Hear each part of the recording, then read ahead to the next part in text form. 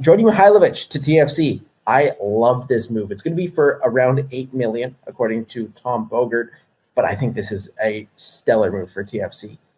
Djordje Mihailović is a player that is one of the best creators in MLS, and he has been with CF Montréal, and he has been with the Colorado Rapids, two teams that don't have a ton of weapons around him.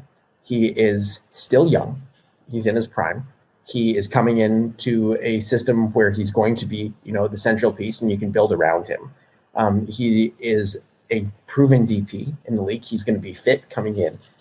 I think that this is probably a $5 million player, and you're paying $3 million in terms of that premium because it's going to work.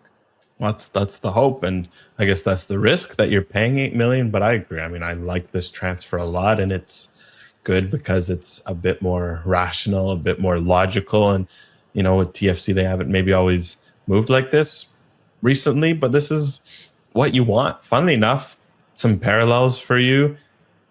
When people talk about TFC's heyday in 2017, obviously you're going to think about Giovinco, but of course there are three DPs, Giovinco, Michael Bradley, and Jozy Altidore.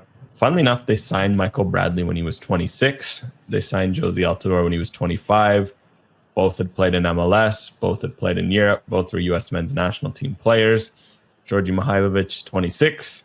He's played in MLS. He's played in Europe.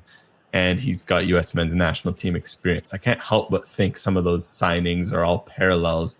And that's exciting from a TFC perspective because we know how impactful Bradley and Altidore were on that group. That, it wasn't just Giovinco stealing the show. Maybe he was the flashy piece. And then on the field, I mean, the production speaks for itself. Mihailović, he's constantly flirting with 10 goals, 10 assists. He's scored 10 goals 3 times. He's had 10 assists twice.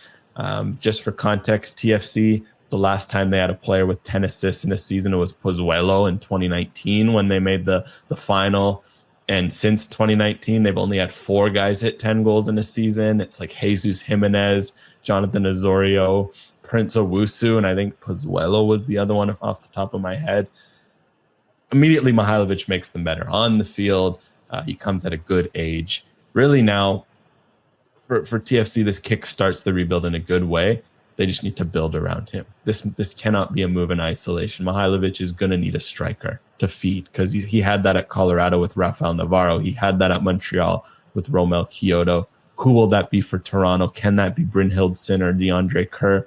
There's big question marks with either of them. But to fill your first DP spot, Ben, this feels like a bit of a home run, and you still got so much flexibility where TFC can make it work. And if this is the sort of player they're targeting, players who know MLS who are at a good age, seems like a good place to start. Yeah, I think when you're trying to build a roster, starting with a central midfielder is never a bad way to start. You can literally build around them. If you had gone out and signed a striker, okay, who's going to create the chances for the striker? And I think we saw that initially with Brynhildsen, and now, of course, they are getting a little bit of chance creation, and he can't seem to finish. But when you look at what Mihailović has done, he's been one of the best players in MLS over the last while. Do I think you should be completely reliant on the cash transfers within MLS?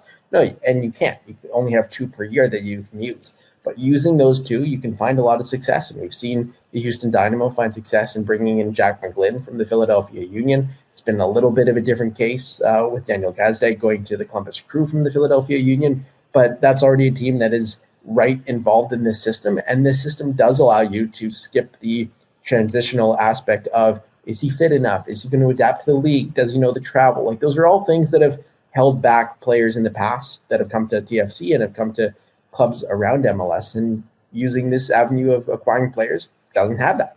And you just acquired a centerpiece, central midfielder that you can really build around for the next few years. And it sounds like he's going to sign a contract extension with TFC as well. That having Mihailović, I think, is a fantastic start for Toronto FC. If I'm TFC, this is just off the top of my head. There's probably better players I can think of, but use that cash for trade, man. Go to Philadelphia. They obviously just signed Martin Ilioski, the San Diego striker. If you can find a way to poach someone like a Mikael Uhre, right? Because he's in the end of his contract. He knows the league. They've obviously got a bit of a logjam with him and Baribo. Given Baribo's form, I imagine they probably keep him.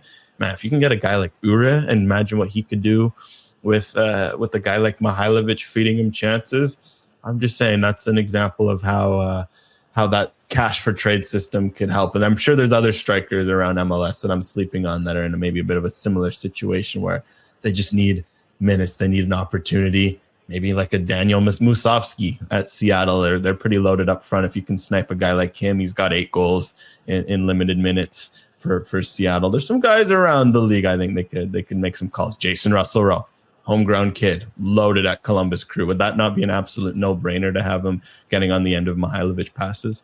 Yeah, Jason Russell-Rowe, I'd love to see in the system. Prince Owusu is a name that can finish with a creative midfielder. Like maybe that's a name you look at again.